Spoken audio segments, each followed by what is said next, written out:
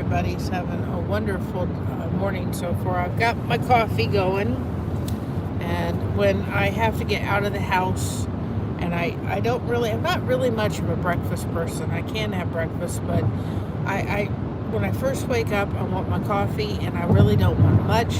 But when I've got to get out of the house and I know I need to give my body some kind of fuel, I usually have my Premier Protein Shake. So I did tag that product. I love the caramel one. That's my favorite. So I did tag that in the thing. But anyway, hopefully everybody's doing well. We're on our way to get Christina in this bright early Monday morning. And too early for this girl, but what can you do? Because we are going to see Elvis Epic. And hopefully it will be epic. It's not Elvis Epic, it's Epic. Well, it's called Epic. But anyway, I did put Elvis Epic in the thumbnail because that way people may not know what Epic is.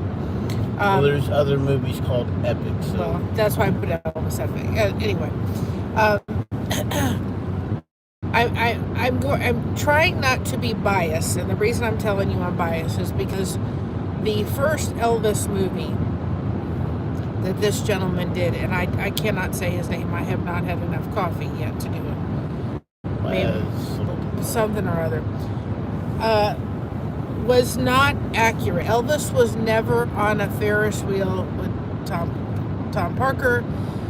He was never in a church like that in the sense of the way that they had it in a tent that I know of, and so forth. There was things that were inaccurate about that movie, and there was a very small amount of people that were brought in to really get the true synopsis. And another thing that I didn't like about the movie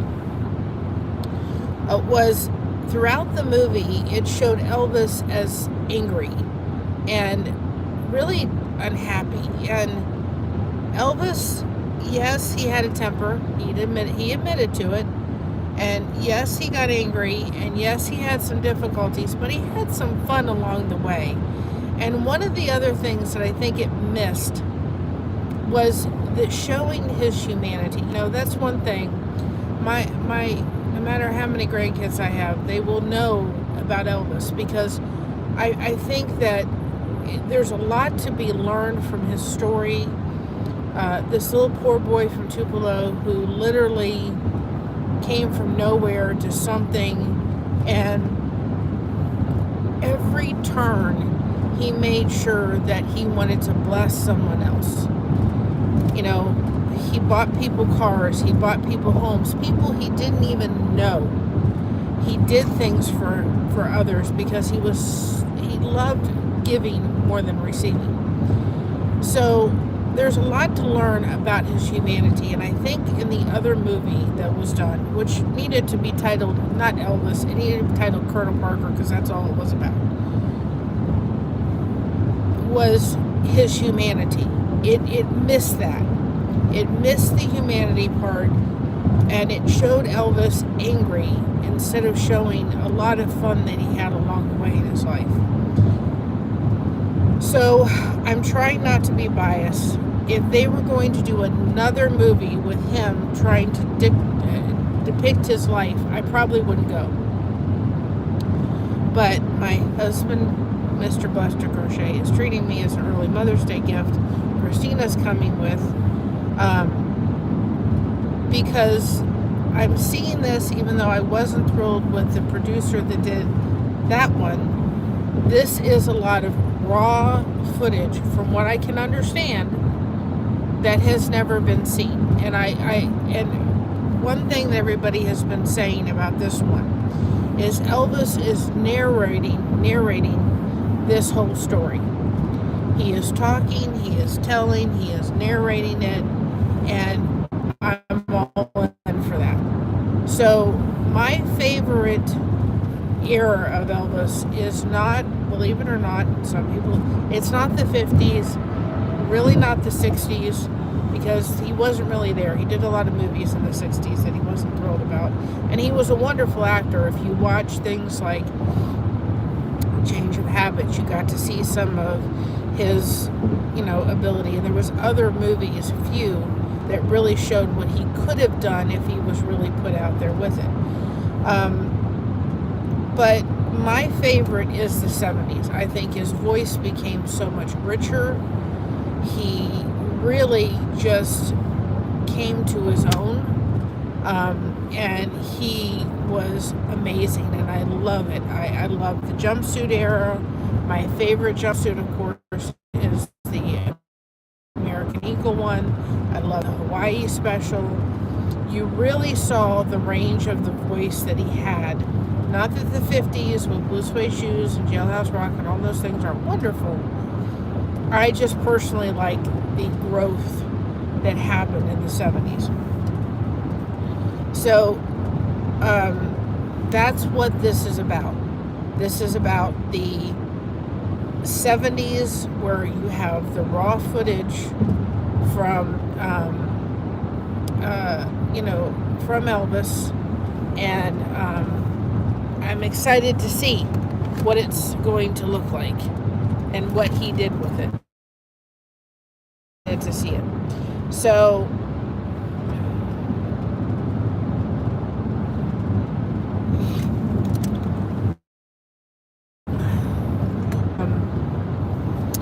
we're on our way to go see Christina and go get her because she wants to see it too. She loved the comeback, or Elvis the Way It Is. She loved that special. So we're on our way. It's a cold morning. I don't know what temperature it is, but it's a cold 20-something degrees. Yes, it's cold. So we're on our way to that. I'm having my coffee. I'm trying to wake up. We gave Christina a couple options, and this movie theater that we're going to is one of the best movie theaters I have ever been in. When we saw Downton Abbey, we went to this movie theater. They got reclining chairs. The chairs are very comfortable. It's just really a nice movie theater. Very impressed. It doesn't look the greatest from the outside, but inside, man, they got it in. So, anyway, we're on our way to go see the movie. I'll let y'all know what I think of it. From what I have seen from other Elvis fans, they said it is absolutely unbelievable.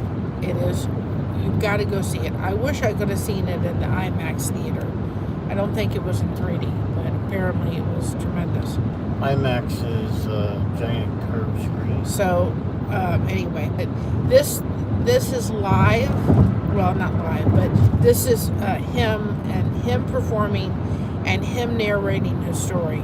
So I've been told it was wonderful. If this whatever his name is, had done another movie like he did, I don't think I would have seen it, but at home for free. I wouldn't have seen it in the movie theater. But this one, from what I can understand, if you're an Elvis fan, you got to go see this in the movie theater. You just got to. So we're on our way to go do that. Now, on Saturday, I did choose for Dog the Bounty Hunter. I'm planning tomorrow to get that video out to let people know who won. I think I'm coming out of this. And I'm still not all together there yet. I can tell you I've learned a lot from just being quiet over the past little bit here. And there's something that's kind of happened with that. Is Christina's kind of woken up a little bit too and realized, hey, my mama really goes through a lot. If you're someone that's caring for someone who has a disability or dealing with fibromyalgia, you don't really understand what they're going through. And sometimes it takes a little bit of not a rocky road, but kind of just a little bump in the road to say, wait a minute. My mother said it's kind of a moment when you realize that your mom is not as strong as what you thought she was. You kind of take it back and go, oh, my mom's not as strong. Because for a long time when we're growing up, our mamas are this strong force. And the backbone of us. And it's when we realize they're not as strong as what we think they are. It's a little bit of a moment to realize that. And I'm still trying to navigate all this. I'm going through a time. I have to admit it, I'm going through a time. I think my pain is coming down just a little bit. It's still there. It's still like higher than what it should be. It's been about between a 6 and 7. I'm kind of looking at about a 5. It's coming down just a little bit, and of course, that does not help the situation. When you're hurting and you're in pain and you're going through a lot of difficulty, you're really kind of struggling. And so that's what I've been struggling both. And I told people, even in my Bible study yesterday, y'all would have been proud of me. I just said to everybody, listen, I'm kind of struggling. I'm struggling mentally, and I'm struggling a little bit physically. And that's also taking a moment to not suffer in silence, which is what we all need to do. We all need to sit there and go, okay, no good. So this week, I'm really going to be working on a lot of Connect and Grow, and a lot of just turning on the camera. I'm going to try to schedule these out, because I know that we don't. I sometimes just pop up and say, hey, here I am. I'm going to try to schedule some of these out for y'all, so that you know when we're going to be live, so that we can do some Connect and Grow, because my goal this week is to get done with all of the necessary crochet projects that have to take place. I'm almost done with the towel caddies. I have 3 more to do. Not 3, but I have 3 more. The actual, we do two towel caddies per thing. So I have 3 more of those individual towel caddies to finish. And then those will be done. And then I want to start working on the soap caddies for the event coming up, and for the ones I'd like to finish to put in the stores. So I really want to get that done this week. I want to get them in the stores next week and see what happens. Everybody that tries them loves our soap caddies. And I actually had somebody in my church that I gave as a gift, a soap caddy as a gift. And she said to me the other day, I need a new one. They don't last forever, but she's had hers, oh my goodness, probably about 2 years. And she now just needs to replace it. I mean, after a while, you need to get a new one. But still, that's a lot less washcloths to have to go through. She's had it for 2 years, and she goes, look, it's okay, it's time for a new one. So they don't last forever, but, they last for a long time. And, she said to me, I said, well, they're only $5 a piece. She goes, $5? I said, yep, that's all they are. So, for $5 to have something that you can rewash over and over again for a couple years and then get a new one. And, that's why a lot of times when I do a giveaway or something like that, I'll give somebody 2 so that they can have 2. They can alternate them. They can last longer. But they're not going to last forever, that I can say. But they last for a good length of time. So I don't know what the weather is doing. It's beautiful over there. I don't know whether it's going to get warm or cold. Columbus, they're having snow and ice, which is just like we're supposed to get lots of rain. Lots and lots of rain. Lots and lots of rain is an understatement, because we're going to be doing next week and a half of rain. It starts Tuesday, Wednesday.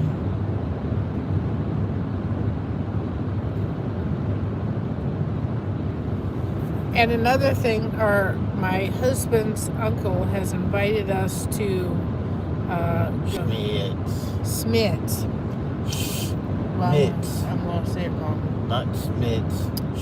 And so we're probably going to try to go down there at the end of the month, or close to it, either the 21st or something. I have to call them and tell them to give me some Papa's eggs. They don't have Papa's eggs up here this year. And Josh has this little thing to be cut, to be taken care of on St. Patrick's Day. That's when he chose to have it done. So he's going to have The luck of the Irish be with me. Yes, he's going to have stitches where they have to do it, but they've got to get it removed because they don't want it to come back again.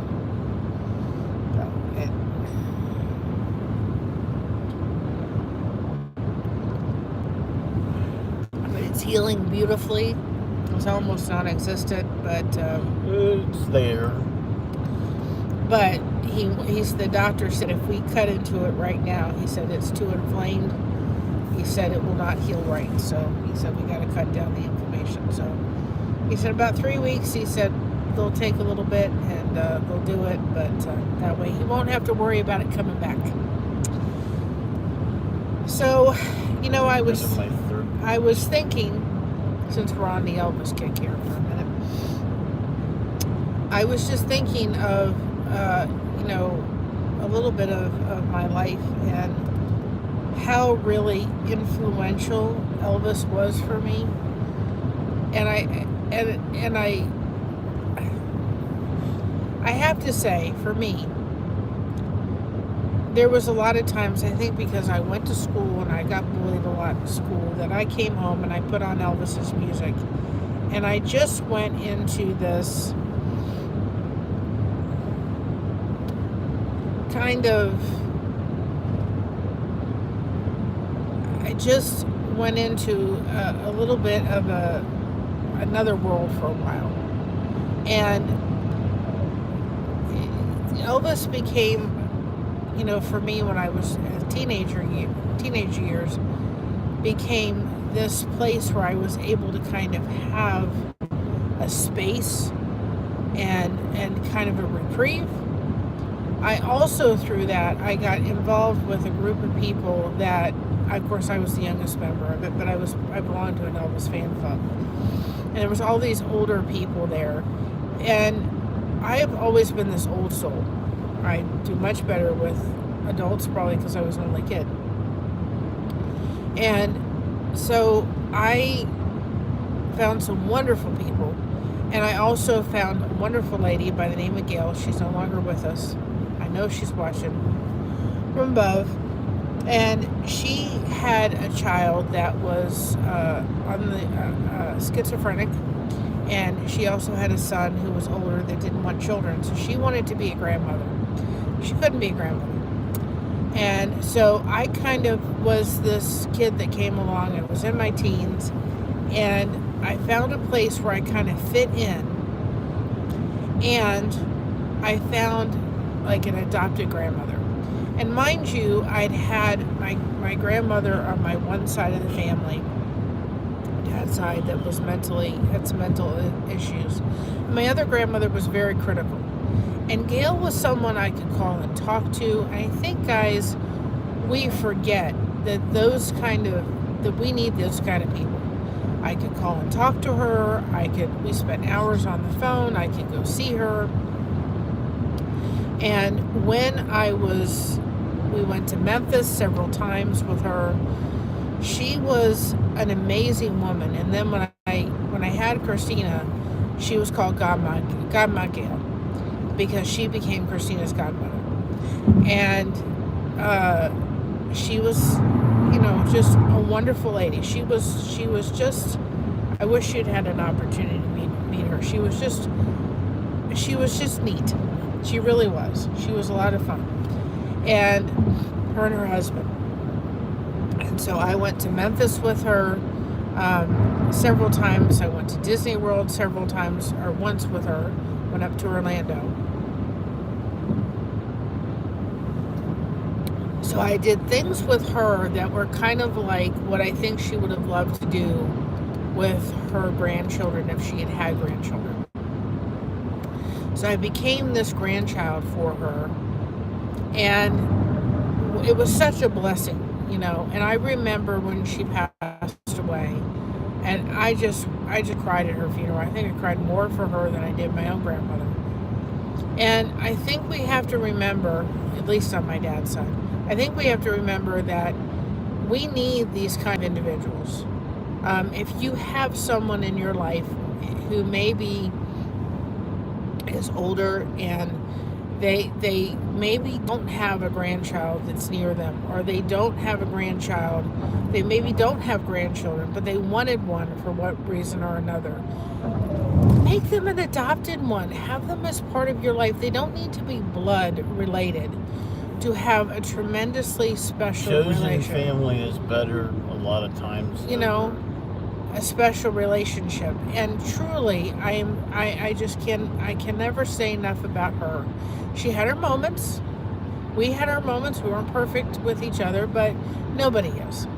But she was such a special woman in my life. And I'm so blessed I was able to have her. I consider her, as far as I'm concerned, another grandmother in my life. And so she was a part of that group. And I was so glad I was able to find that group and, and find her in such a special friendship. And, but as I got older, Elvis became something different. He changed from just being this to really diving in to who he was as an individual. And I know that there's a lot of people can say one thing, and they can say another thing, and they can say this and that. But he had such a humble heart. He had issues, but guys, we all have issues. We all have problems. We all self-medicate ourselves in one way or another. And that's exactly what he did. But I want everybody to just kind of take a moment when they look at him and just realize and imagine if you were in a situation where you knew you literally, he was a prisoner in his own world. You can't go out because you're going to get mobbed. The only time where Elvis ever really honestly went out, and it's a very fascinating story, and it's on I'll link it in the description below, is when he went to see the President Nixon, and he wanted to go meet the president. He actually did get on a plane, a commercial plane, by himself without any bodyguards, and went. And what people don't realize in that story is that Jerry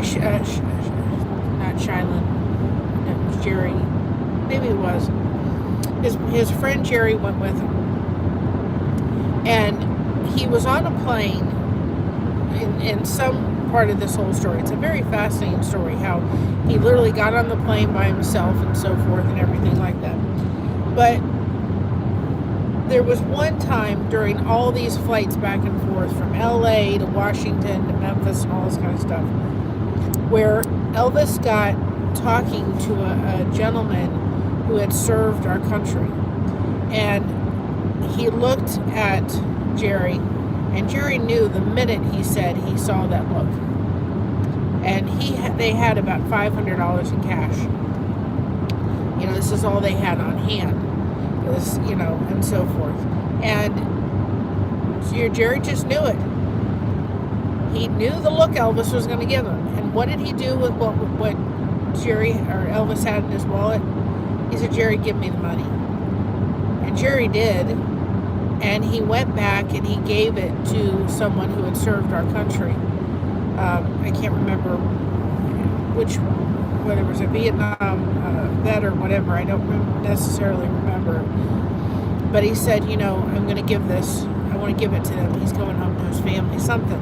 But again, there was his generous spirit. Whatever was there went right into in the hands of somebody else because he cared. But Elvis couldn't go outside. He couldn't do things. In Memphis, a lot of times people left him to his own way. But if he went any place, he was mobbed. He had to go to the movie theater. We're going to the movie theater now, but he had to do it at nighttime. He couldn't just walk into a movie theater like everybody does, or into a grocery store, into a restaurant like everybody does. So that in itself had to be very difficult, to be in different cities all the time, and not only that, be like when he was performing in Las Vegas, he was there, but then he couldn't go out of the hotel room because he'd get mobbed. So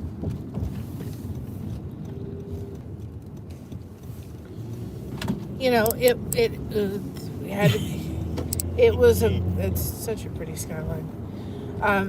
It had to be a very, very difficult life. And I think that he dealt with some depression issues. He had some health issues. And I'm not saying that, you know, him taking the medication he did was right at all. I'm not. But that was, again, one of the things that I really didn't like about the other movie, was it did not take some time to show Elvis's generosity to his own detriment. He knew that he was blessed beyond measure, and he wanted to take the time to bless someone else. And you know, I was at some place the other day talking to a very nice woman, and she just said to me, she just looked at me and said, you know, she had her thing. She goes, here's $20, go buy yourself some lunch. And I said, ma'am, want to take that? She goes, please do. She said, I'm just going to leave it right here.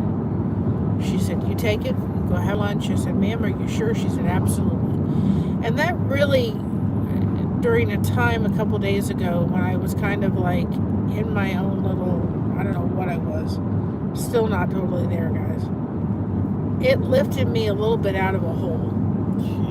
Because I was like, okay, Lord, I'm really down, and I'm poor me, not poor me kind of thing, but I was really down, and here you took a moment to give me a little light.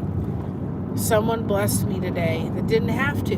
They just did it. But it came from maybe God leading them to do so. That's one of the things we want to see this channel grow, is we can have some $10 bills in our pocket. And if I see somebody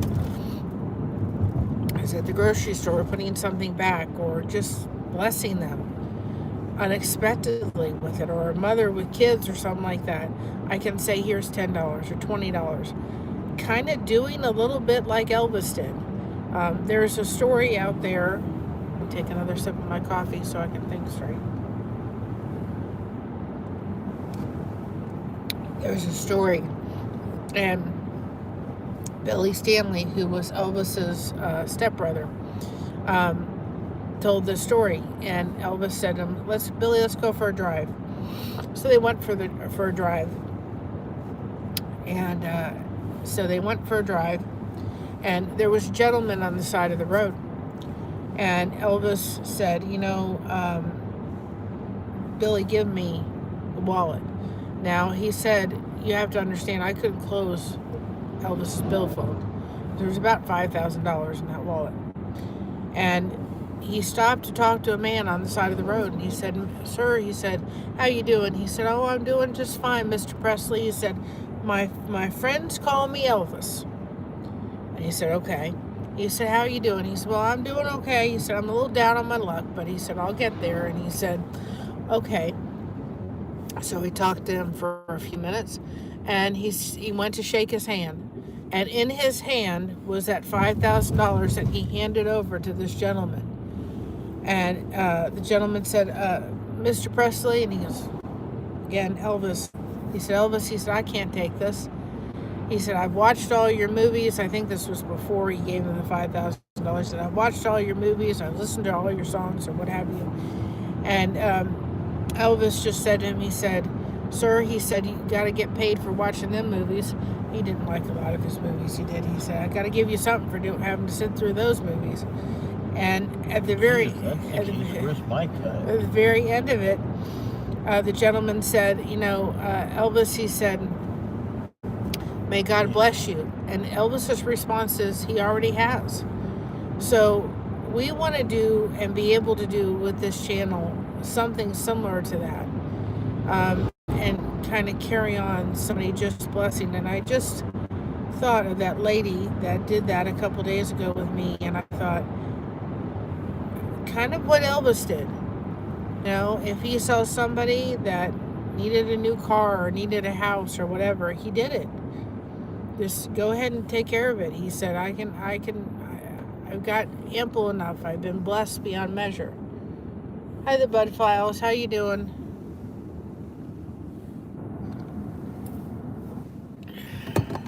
Having my coffee and my Premier protein shake.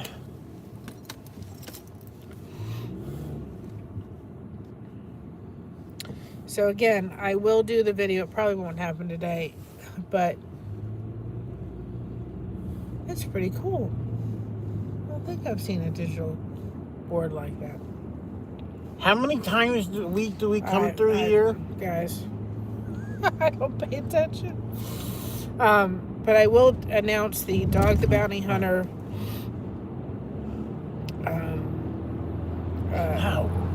winner tomorrow.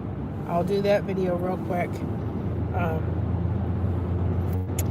Get that done for sure. But we're on our way to see Elvis's epic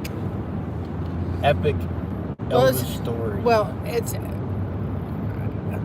supposed to be about the Vegas years of. But I'm really excited to see him describing the whole thing.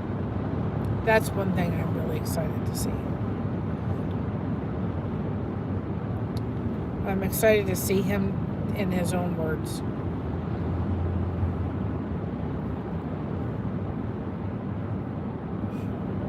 Turn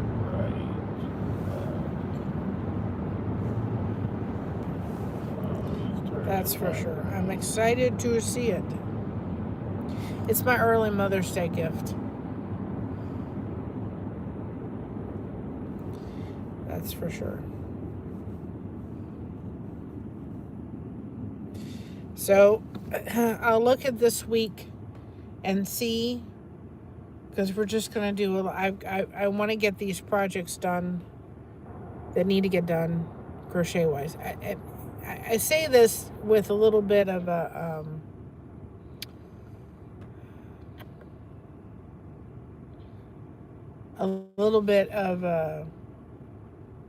thing. I'm always crocheting, but there are projects that have got to get done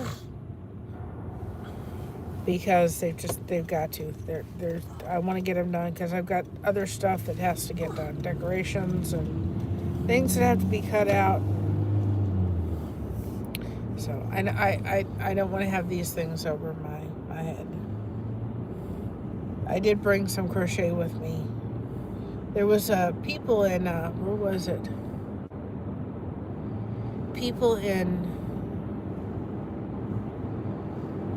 There was people in my grandmother's Scotland that used to take knitting needles and crochet hooks and crochet in the movie theater in the dark. I'm not that good, guys. I'm not doing that. I'm bad as a blind. But I figured out on the way there or the way back, I may do something because I've got to get it done. I've got probably about 40 silk caddies to do for the one thing. And I've got the ones for the store, and I've got to weave them up and get them finished and sewed in and all that kind of jabber.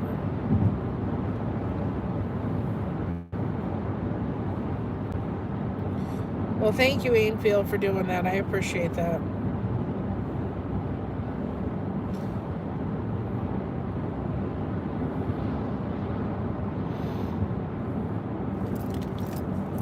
Put some Elvis facts in there for those that may not know.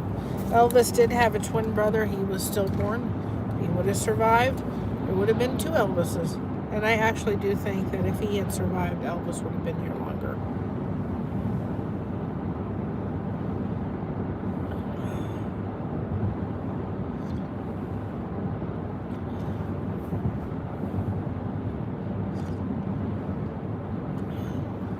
And I also do feel that if Priscilla had not gotten Lisa Marie, my favorite. If if Priscilla had not gotten Lisa Marie into Scientology, she would have been here too. Twist the top. Hello, I'm from Fishy's channel. I'm subscribed to you watching. Well, that's awesome. Thank you. Penelope, welcome on in. Yeah, it was fun. It was a fun thing. I had to name my fish Elvis. There was just no other way around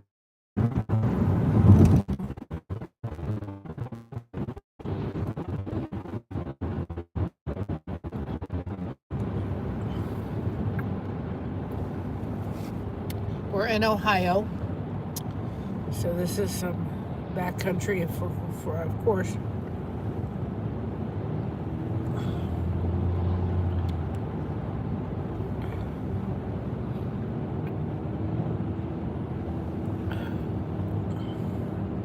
Well, thank you. Thank you. Yes, it's pretty country.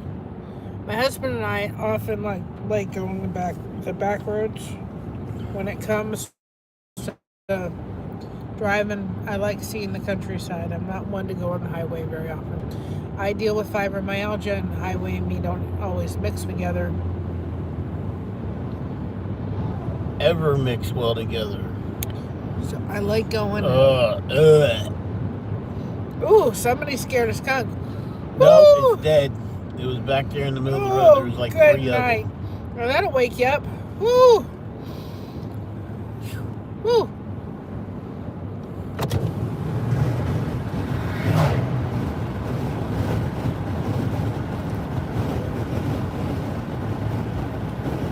Yep. We don't live in the country. I wish we did to some degree, but we do live in a small town.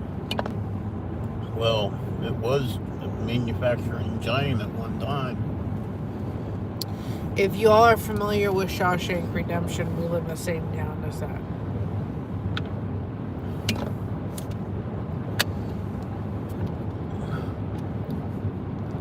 The same place it was filmed, not where it was located in the movie.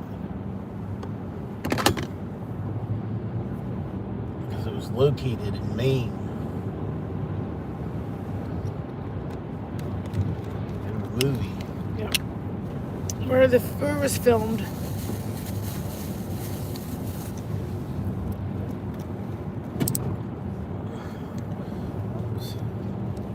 So we're on our way to see the Elvis movie that's out. And I will give you my honest opinion. If I come back and say, if you're an Elvis fan, you have to go see it. And not only that, let me encourage people. Even if you're not an Elvis fan, go see it. Take your kids. They may say, oh my goodness gracious, this guy in a jumpsuit. Here's the thing. If you are in, and he did serve in the Army, just so everybody did know, he did stop at the height of his career and go because he was drafted and serve in the actual Army. And he served right along the rest of the guys. He didn't use the stardom to get out. No, he didn't ask for any special detail. He pulled night shift and went through boot camp. He did everything else. The only thing they did do for him was they put him in officers' quarters when he wasn't an officer because everybody wanted to talk with him and he wasn't getting his sleep. So other than that, he was treated just like everybody else. And that's one of the things that impressed a lot of his fellow soldiers that served with him, was that he was acting just like everybody else. With that being said, let me get back to this. What was I talking? No, I know exactly. If you ever wind yourself up in Memphis, Tennessee, go to Graceland. Take your kids and go to Graceland. Do not miss out on taking an hour and driving to Tupelo, Mississippi, especially if you have kids. Because if you don't show them where he started off, the porch swing was, if you go to the Tupelo, Mississippi little place, the porch swing was not there. They couldn't afford a porch swing. That was added. It didn't look as good as it does now from the outside. Of course, they painted it and all that kind of stuff. Go and look at go to Tupelo, Mississippi. It's an hour from Memphis.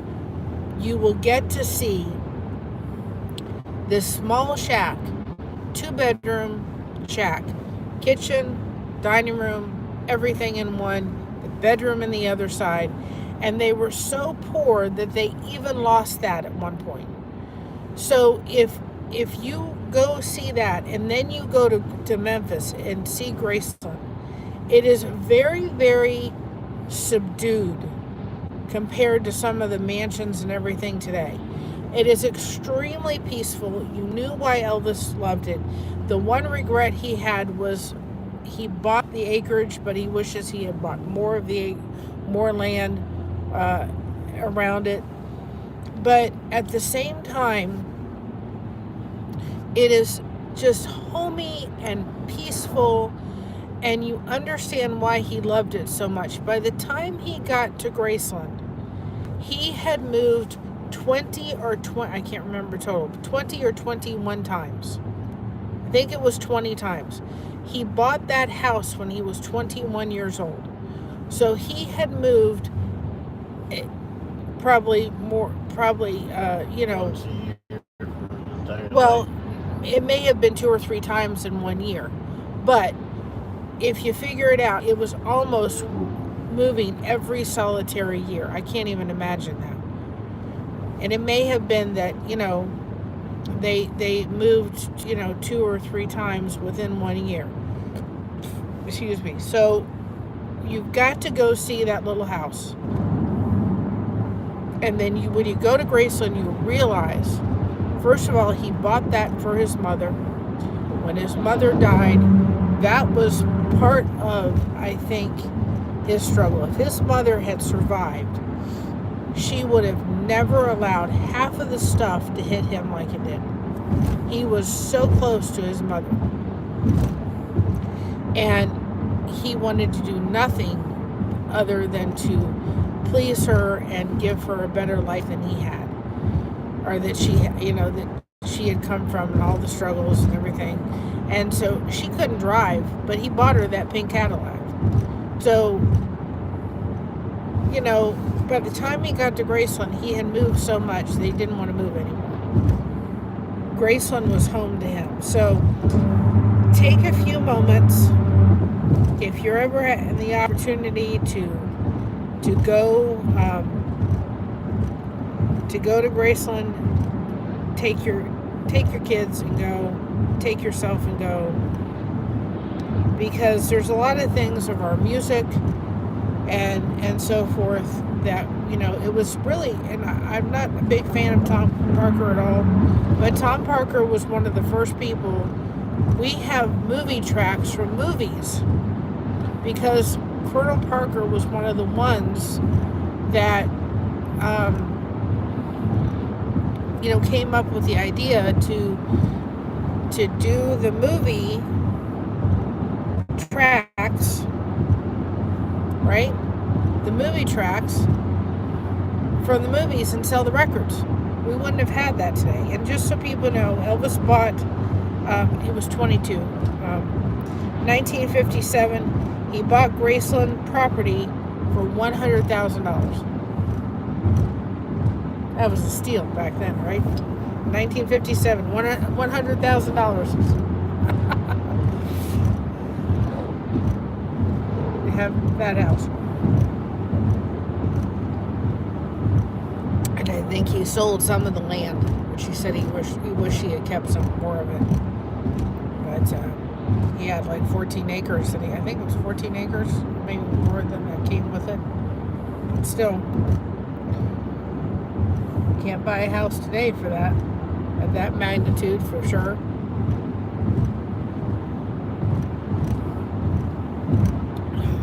So anyway,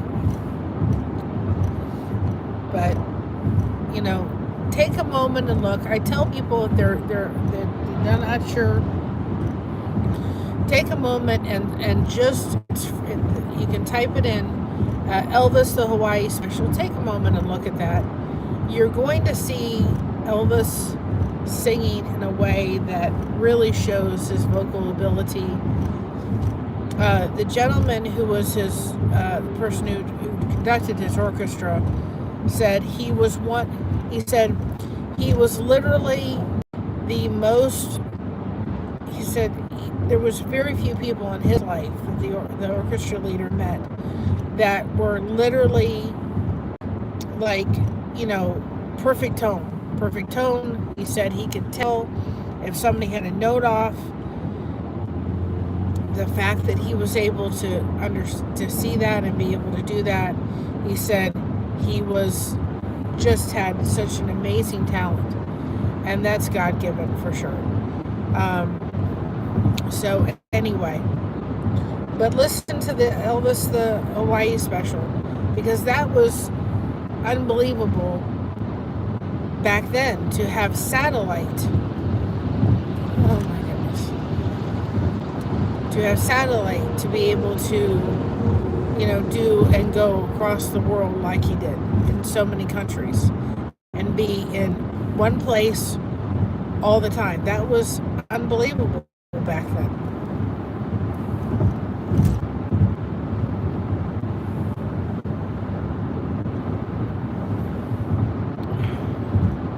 Of course, I'd like to have been in the audience when he threw the jacket.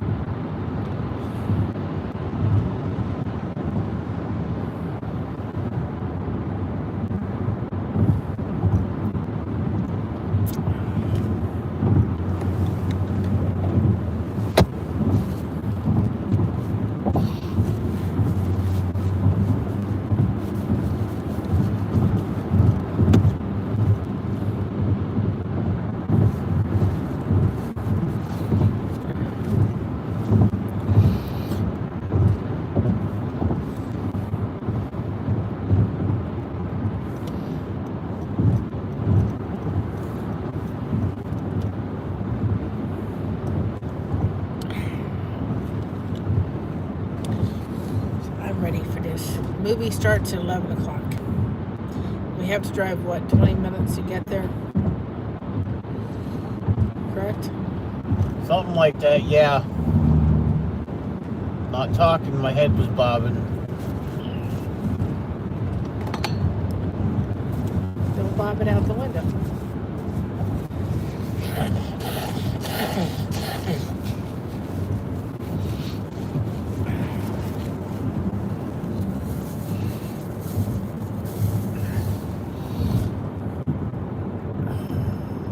All right, y'all, I'm going to get off here. We're getting close to Christina's house, and I'm ready to go see Epic. And I will let you know if it was Epic. So, that being said, I probably won't come on until tomorrow. But remember to be proud of being you, because everyone else is taken. They truly are. You're one of a kind, and you're loved for sure here at Blessed to Crochet. And remember to keep crocheting that connection. No crochet hook is required. You covered. Thank you so much for having us covered. And we'll see you on the next one. Love y'all. Have an epic kind of day. Bye-bye, everybody. And if you're in the colder regions, stay warm. And whatever the weather's happening, stay safe. Love y'all. Bye-bye, everybody.